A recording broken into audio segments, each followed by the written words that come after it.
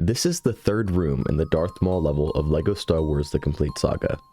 It's pretty simple. You kill a few commander droids on both sides, kill the rest of the droids, causing 2 droidicas to rise up. You kill them, step on the buttons, and head to the next room. However, there's a speedrun skip you can do here. If you stand on one of these side platforms when you kill the final droid, there's no droidicas that come up on the buttons, saving nearly 6 seconds. A nice time save, right? Well, this is actually slower. Why? This is the mystery of the droidica despawn.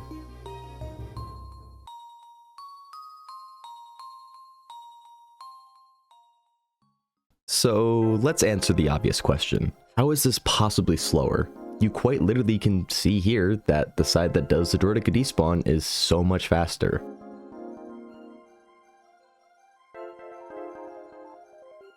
And to answer that, let's look at a side-by-side of the final fight in the level, the one on the left with no droidica despawn and playing the level normally, and the one on the right side with the droidica despawn. The beginning of the fight is the same, and after that he jumps up to the first of 3 platforms where you must force objects at him. He then jumps to the second platform where you must force another object, and finally he jumps to the third platform. Wait, he didn't jump to the third platform on the side that didn't do the droidica despawn, saving nearly 7 seconds. This is why doing the droidica despawn is slower. But let's dig a little bit into the game's code and see exactly what causes this. And wait, I know this may sound like things are about to get super complicated, but I'll keep it as simple as possible. There is a variable in the game's code called platforms.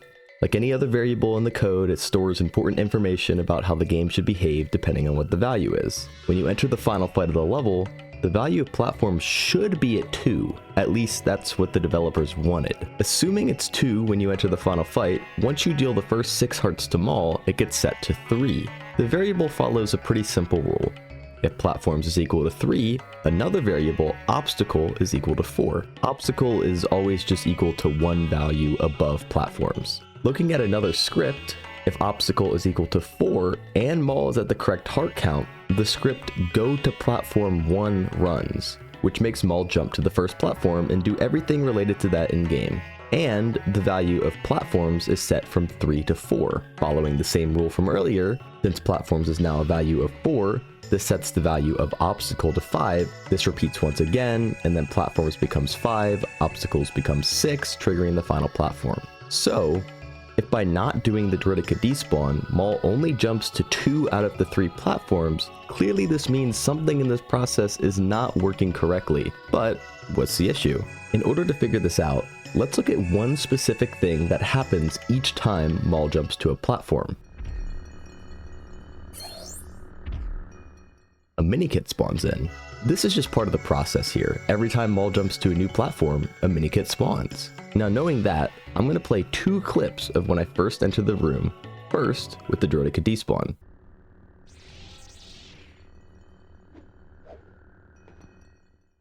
Nothing really noticeable here, but now let's play a clip of me entering this room without doing the droidica despawn or just playing the level normally.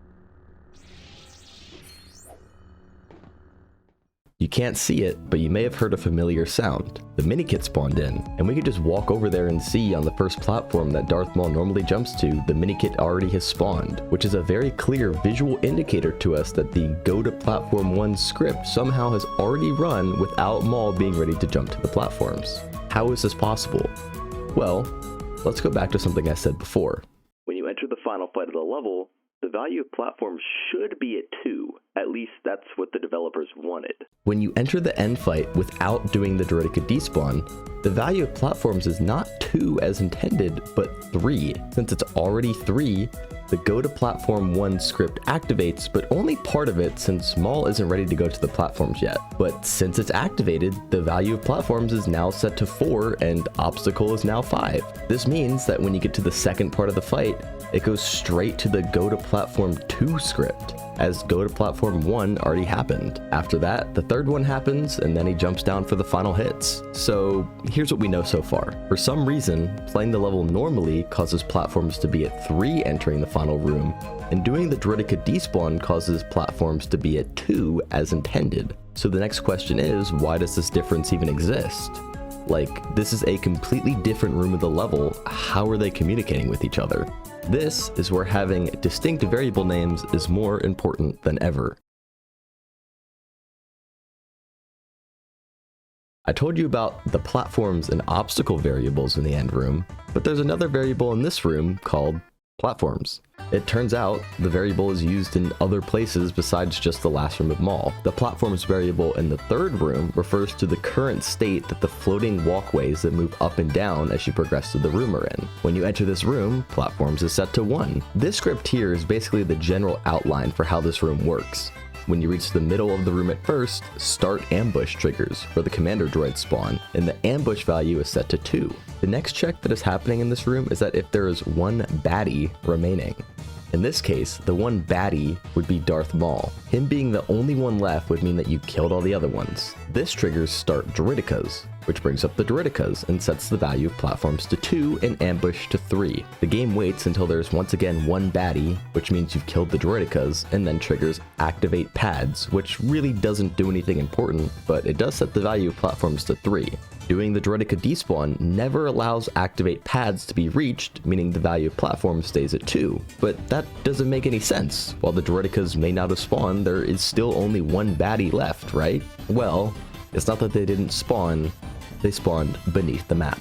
I don't know why this happens, but all that matters is that because of this, the baddie counter is at 3 when you leave the room, meaning activate pads never triggers, leaving platforms at a value of 2, allowing the end room to work as intended. And that's it. That's why doing the Droideka despawn, which while faster at first, ends up being slower as it causes Darth Maul to do the intended route in the end room and jump to 3 platforms instead of 2.